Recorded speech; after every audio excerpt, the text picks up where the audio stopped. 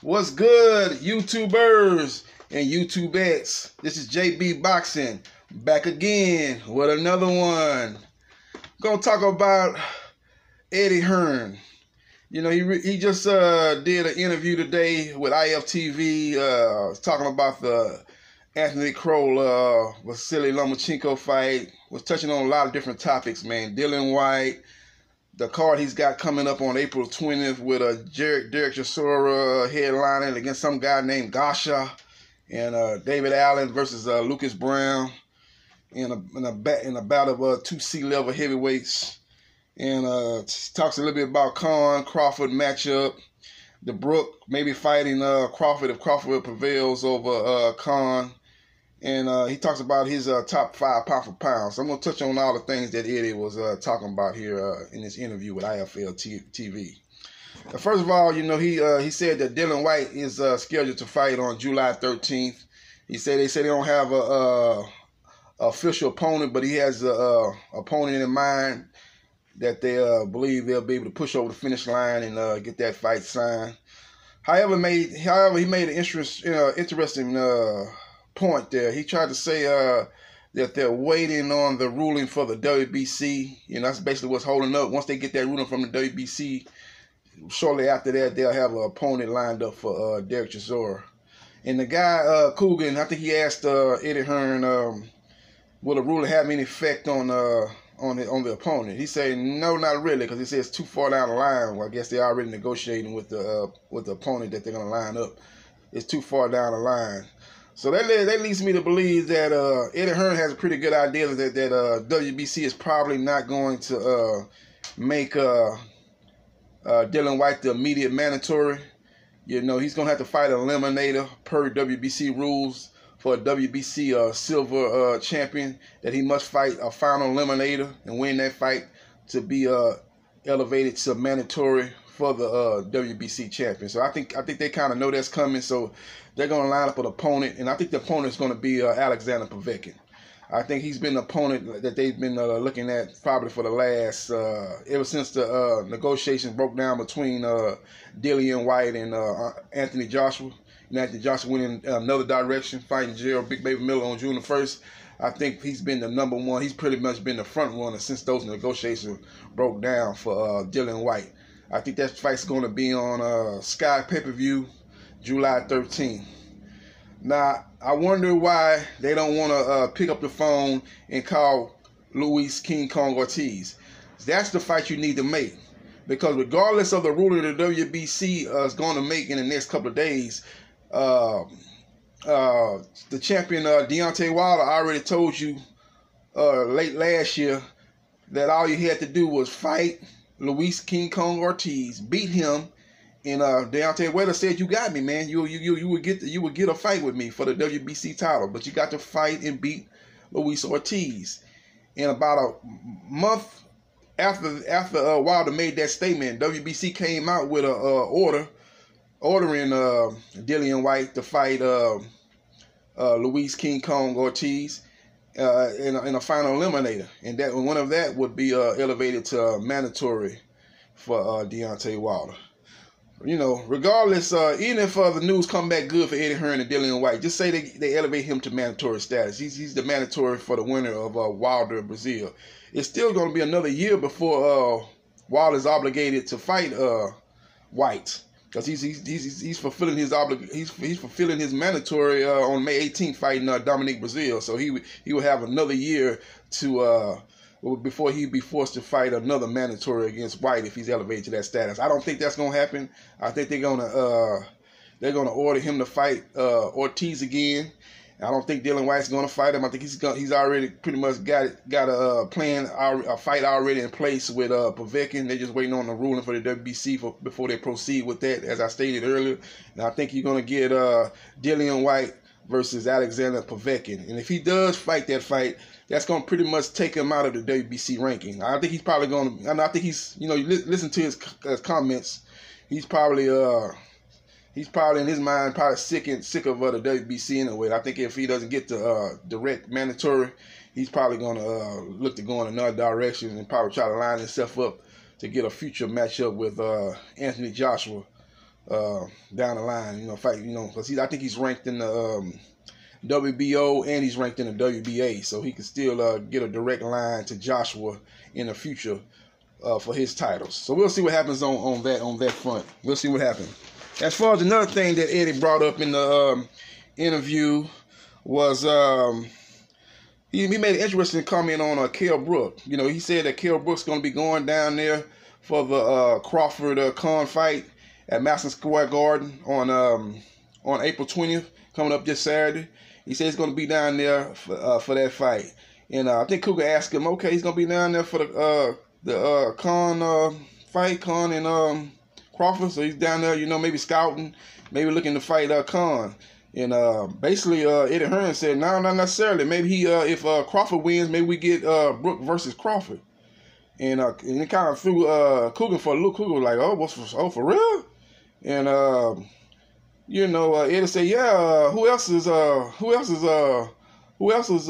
Crawford going to fight? Once he beats Khan on the 20th, who else he's going to fight? He doesn't have nobody in the top ranked stable. Basically, taking a shot at it was one of those sneak diss at Bob Arum, basically saying, man, you don't have no stable at 147 pounds. You have nobody for your pound for pound #1 fighter in Terrence Crawford to fight. You're in a bad spot, especially after this fight. Who are you going to fight?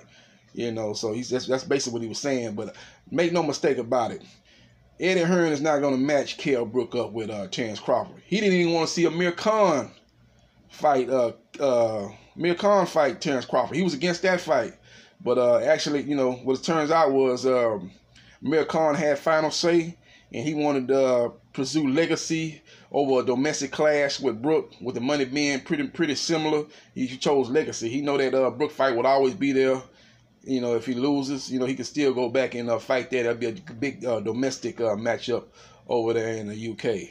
So I think he was kind of, basically kind of sneak dissing Bob Arum in the stable. They had the top rank at 147 pounds, and I think he was in a way sneak dissing his own fighter that he's promoting in Amir Khan, basically saying, yeah, Crawford gonna beat you. And you think once Crawford beats you, you still got a backup plan and you're gonna fight us and Kell Brook next. No, if you lose that fight, you might not even get Kell Brook next. Kell Brook might get Crawford next. Why would he fight you? You the loser. Maybe we get Kell Brook versus the winner. Maybe he fights Terrence Crawford, maybe in Las Vegas, toward the end of the year. Or maybe they fight again in Madison Square Garden. We get a lot of Brits to come down there again, after the Khan fight, and maybe later on in the year you get some more Brits to come down for a potential Brook Crawford matchup in Madison Square Garden. So it was you just gotta watch your Eddie, man. I call him Eddie the Con artist for a reason. That was a good sneak diss on Bob Arum and on Amir Khan. So we'll see what happens with that.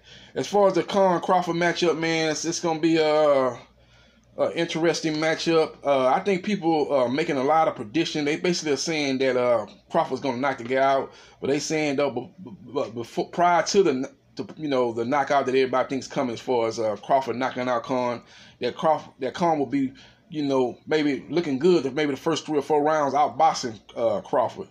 I think people are really sleeping on Crawford's boxing skills. I don't see Khan outboxing Crawford. Crawford is on another level. People got a misconception about Khan. He's got fast hands. He's very explosive, and he's in his speed that you've got to kind of adapt to his speed early in fights. But this guy's not a great quote unquote technical boxer. That's not him. He's not a Terrence Crawford. He's not a Floyd Mayweather. He's not a Pernell Whitaker. He's not out of that style, man. Not a Bernard Hopkins. He's not out of that style as far as Andrew Toney. Not Andrew Toney, but a James Toney. He's not that type of fighter. He's what you call a boxer puncher, especially early on in his fight. When you watch his fights, let's go back to the Danny Garcia fight. When Khan fought Danny Garcia, he was doing good early on. He was hitting him with good 1-2 combinations, explosive. very aggressive. But it took Danny a while to just to his speed, and Danny started timing him. And that's how he ended up knocking out Amir Khan. He timed him with a left hook, man. So he had to get adjusted to that speed. It took him maybe about 4 or 5 rounds. Danny being a high IQ boxer, and a guy that's is very technically sound in his own right. He's not on the level of a Crawford or Pernell Whitaker or Floyd Mayweather, but he's a decent technical fighter. It just took him a little while to get the timing down, and he was able to get Khan up out of there.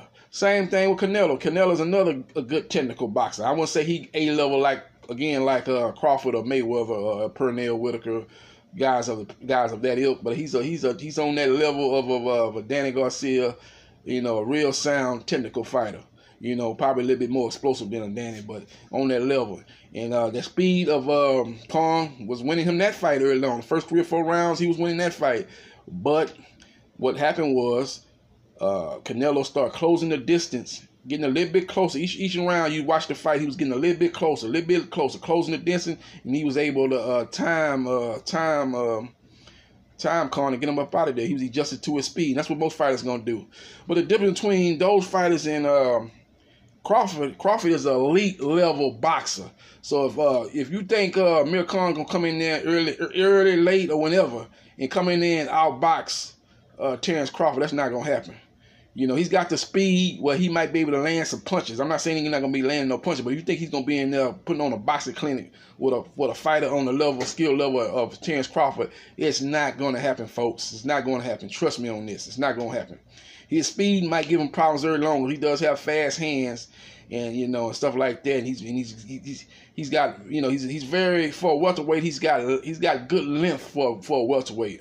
I don't know his exact reach, but it seems like he's got a very good length. And he loses his length. He's not one of those fighters that like a Paul Williams that's kind of tall or rangy but fights small. He fights to his height. That's one good thing I say about Amir Khan. He fights to his height. He uses his height, his length, his fast twitch muscles, quick combinations. He used that very well, especially early in the fight. But once again, Terrence Crawford is like a scientist in the ring. He's downloading all the information, and he's gonna say, okay, Khan's got fast hands, he's got quick combination, but what he's gonna eventually do is he's gonna download all the information, and he's gonna slowly start breaking Khan down, man. He's gonna stop him, man. He's gonna stop Khan, man, somewhere between the 8th or 9th round, man. I think this fight's gonna end similar to around the same time that he stopped Joe Hearn. I think he stopped Joe Hearn around round 8. I think that'll be by the time he stopped Khan. Khan is very motivated for this fight, man. This is his legacy defining fight. He has been looking for this fight, part of a fight of this level for the last 5-6 years. He wanted to fight Mayweather, but Mayweather didn't want to didn't feel like he was worthy opponent. So he ended up fighting guys like Marcos Maidana and stuff like that, even though they did a poll, and Amir Khan allegedly won a fan poll as far as potential opponents for Mayweather when he was looking for an opponent during that time of his career. So and then after that, he chased a fight with Pacquiao. They had a deal that allegedly lined up, but he was going to be fighting over there in the Philippines. They had some investors that was going to put the money up, but it turned out it was a lot of talk, very little action, and they actually didn't have the money or the funds to put the money up, and that fight ended up falling through. So he ended up fighting Lucas Mathise, and he's able to get some investors from the Philippines to put up money for that fight. And I think he actually I think he invested in that fight with some money out of his own pocket. I think he paid, especially for the undercard and the fighters that fought. I think he ended up putting up some money originally for that fight, and then the fight did well enough, but he was able to reimburse those fighters. Reimburse those fighters and pay those fighters. And first of all, I think it was problems. It was problems leading up to that fight. It was always, rumors and innuendos like, hey man, this fight is going to end up falling through. But I think the investors backed the fight early on. The fight ended up doing pretty good. Maybe they might have been short on some money here and there, and I think Pacquiao came out of money out of his own pocket to make sure that all the fighters on the undercard were paid. So that fight ended up going off, and he actually looked at looked very good in that fight. He recorded his first knockout in around 6 or 7 years.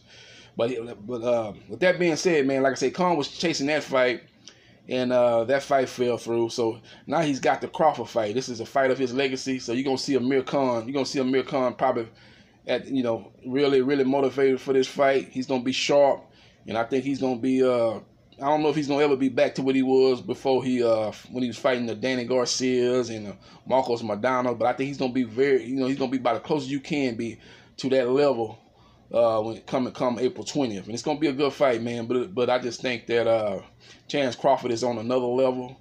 His skills are the best in boxing, and I think he'll be using his jab. I think he'll be going to the body, and I think he'll eventually break Amir Khan and stop him in around round 9 in that fight. Another thing that Eddie Hearn touched on was top 5. Coogan asked him what was his top 5 pound for pound. He mentioned Usyk. I think he mentioned Canelo. He mentioned Loma, and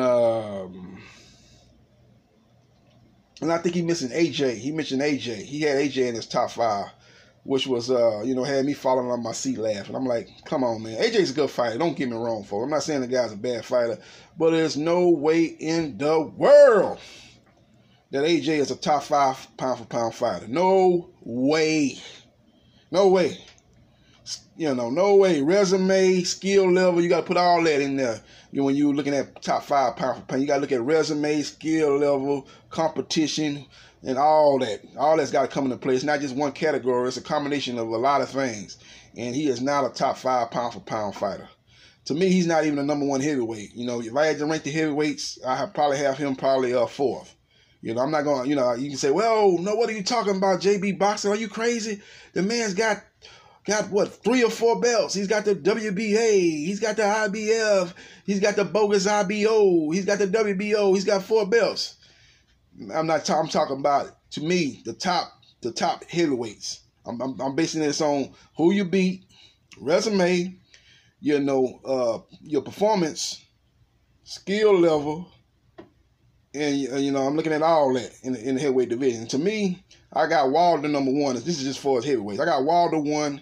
I got Fury 2. I got Ortiz 3. I got Joshua 4, and I got Dillian White 5. That's my top 5 heavyweights. That's my opinion. I know you guys gonna go crazy. Oh, I can't believe you, JBboxing. You got the guy with 4 to 5 major belts, number 4, and you got the guy with just 1 belt, number 1. It's not just about belts. It's about who you beat. Wilder's by far been in there with the better competition. Out of them top 5 fighters, Wilder's been in there with 2 of them. Okay, he's been in there with Fury and Ortiz. Okay, Joshua's been in there with White, and that's it. He ain't been in there with Wilder or Fury. Okay, he's been in 1 of the top 5. Wilder's been in there with 2 of the top 5. Fury's been in there with what? 1 of the top 5. Okay, you can say, well, man, Wilder, he didn't even beat Fury. He was robbed. First of all, it wasn't no robbery. Okay, a robbery is. I'm gonna show you a robbery. All you YouTubers and YouTubettes, I want y'all to go back to y'all YouTube and put and punch up these fights. These are real robberies. That wasn't no robbery. Go to Lennox Lewis versus Evander Holyfield. That's a robbery. That's a robbery. Go check out Oscar De La Hoya versus Felix Stern. That's a robbery. That's a robbery. Okay. Go check out Pernell Whitaker versus Julio Chavez Sr. That's a robbery. Okay. You want to talk about some robbery? That's some robberies right there. You know what I'm saying? This was not a robbery. First of all, the man got knocked down twice. Okay, Fury. I had it a draw. So it wasn't no robbery. Nowhere in the world where I had it a draw. Fury won more rounds, but with the 2 knockdowns, I thought he ended up a draw. I had it 113. Okay, but many people want to go look at round 12 when Wilder knocked down Fury. Fury's eyes were closed. 9 out of 10 referees would have stopped that fight on sight. Okay, as soon as they seen him on the cameras with his eyes closed, sleep, looked like he was in a coma, they would have waved that fight off. But 9 out of 10 referees. We found the 1 referee, Jagger Reese, that for some reason, saw the man out, cold, sleep, and he wanted to still count. He counted, and he got up, okay, and finished on his feet. Okay, even besides that, even though I thought it was a knockout, I had it a draw. It's interesting to see, man. I think Jack Reese did a fight this past weekend on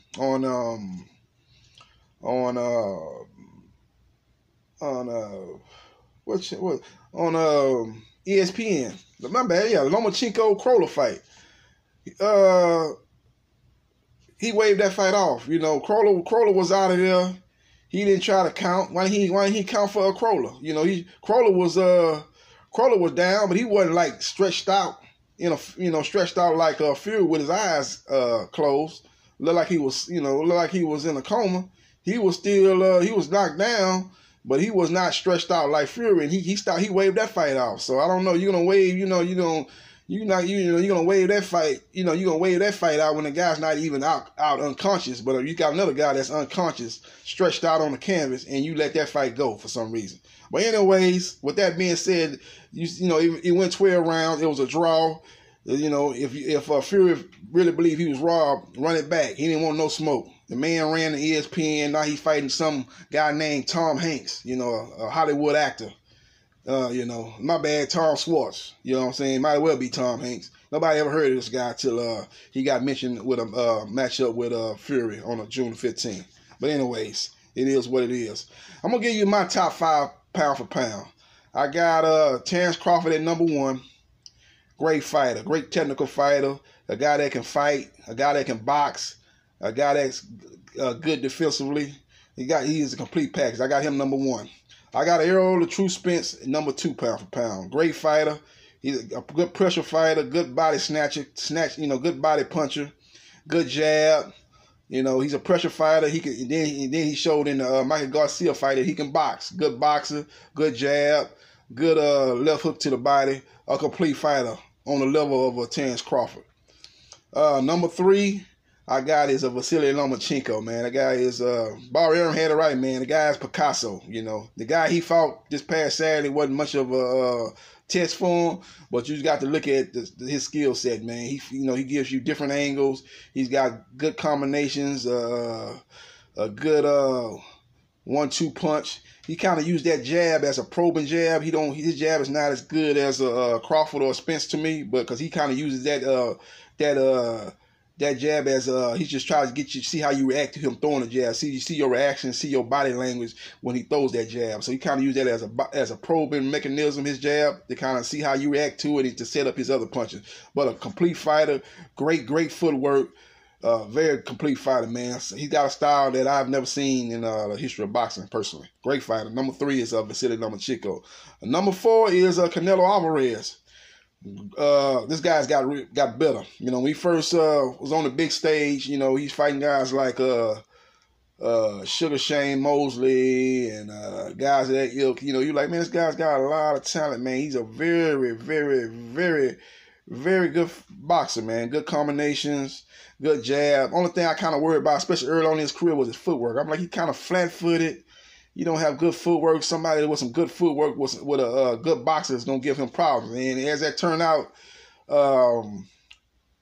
he started fighting guys like Ejerlana Lara. I thought Lara beat him. Guys that had good movement, good footwork. He had problems fighting those guys off as he really had problems cutting that ring off because his footwork was not where it needed to be. He fought guys like Austin Trout. That was another fight that I thought was extremely close. They had that open scoring, and I thought Trout was actually winning the fight, but the open scoring had him way down in that fight. So he had to take chances, ended up getting dropped.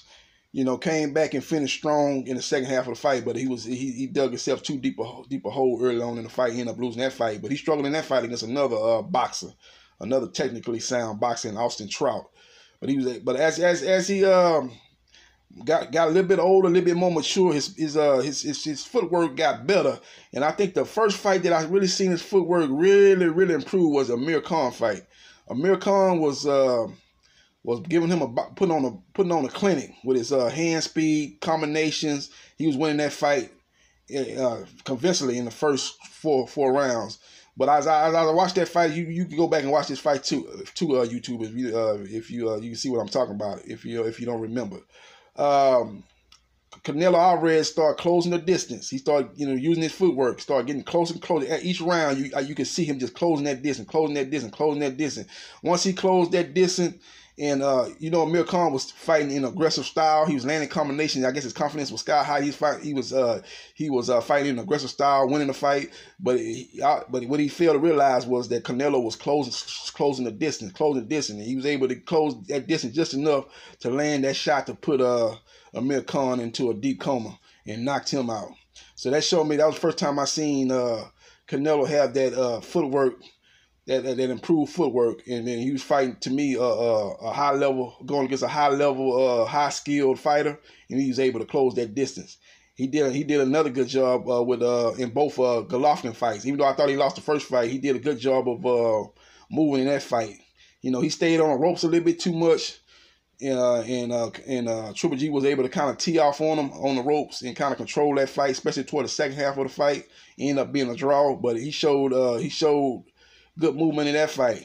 And then in a rematch, he came forward, and he brought the fight to Golovkin, changed up the whole game plan, and kind of walked down Golovkin and was able to win a unanimous decision in that fight. I thought that fight actually was a draw, but it is what it was. It's obvious that Canelo has improved, and I got him number 4 on my pound-for-pound fighter.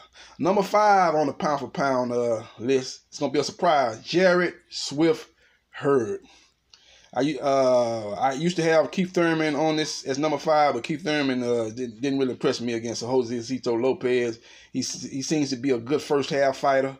First half of the fighter. Seems like in the second half of fights, his level goes down. He's not as effective as he was in the first half. As you can look at the Lopez fight, the Danny Garcia fight. The only fight that he fought at a high level throughout the fight was the Sean Porter fight. And quiet as kept, man, I thought that fight took a lot out of both fighters. That was a brutal fight. People don't want to talk about that. They talk about brutal fights like Muhammad Ali, Joe Frazier, Thriller Manila. Neither fighter was the same after that fight. I think the Keith Thurman, Sean Porter fight, that was a brutal fight. Both of them guys took a lot of shots, especially Sean Porter. Sean Porter took a lot of shots, man. He just got a great chin, and showed it Keith Thurman. And I don't think neither fighter was the same. You look at Porter in that fight against Danny Garcia. He was good in the first half, but the second half he faded. He wasn't the same fighter, and he ended up having a bad injury after that fight. So I think that was all remnants of that fight with Sean Porter, brutal fight. And you look at Sean Porter, he hasn't been the same fighter to me. You look at the Granados fight. He looked good in the first half of that fight, but the second half, Granados is a tenacious fighter, was able to do some good things in the second half of that fight, and he actually was backing up Sean Porter in the second half of that fight. And Granados was a 140-pounder coming up to fight Sean Porter, who is a big welterweight. So that was kind of eye-opening. After that, he fought. He was able to fight Danny Garcia, but he didn't have the relentless pressure that he had in all his fights leading up to the Keith Thurman fight. He did a little bit more boxing. He fought a little bit more boxing, especially in the first half of the fight. In the second half, toward the late first half of the fight and into the second half of the fight, he went back to being the old Sean Porter, as he was aggressive, and he kind of out-hustled Danny Garcia. But even in that aggressiveness that he was doing, it wasn't the same aggressive bulldozing style that he showed against Keith Thurman or Devin Alexander or Paulie Malignaggi. So I think quiet as kept, man, that Thurman Porter fight was a brutal fight. And I don't think either fighter has looked the same after that fight. So that's my 2 cents on that. But Jarrett Hearn, man, you look at this guy's resume, man. The guy beat Ezra Lara, arguably the number 1 guy at 160 pounds. Beat Tony Harrison when Tony Harrison was undefeated. A very slick, sound, technical fighter. A guy that just beat Jamal Charlo late last year in December, man. So he's got 2 good victories on his resume. I think he's a top dog at 160 pounds. Technically, he's not the technically sound. He's not a great technical fighter, but he's a relentless fighter. And every fighter he's fought that's been technically sound, he's broke them down and broke their will and ended up beating them. Look at Austin Trout. A great fighter. Got to beat Miguel Cotto, a strong technical fighter. he was able, you know, that when he fought him, Trout was doing good in that fight. Controlling the tempo, controlling the pace, you know, fighting his style of fight, was winning that fight early on. But Jarrett Hearn broke him down. He went to another gear and put that pressure on him, put that size on him, and was able to break Austin Trout down, and Trout ended up quitting on his tool. So Jarrett Swift Hearn is who I got number 5. So my top 5 pound for pound is number 1 Crawford, number 2 Spence, number 3 Loma, number 4 Canelo, and number 5 Jarrett Hearn.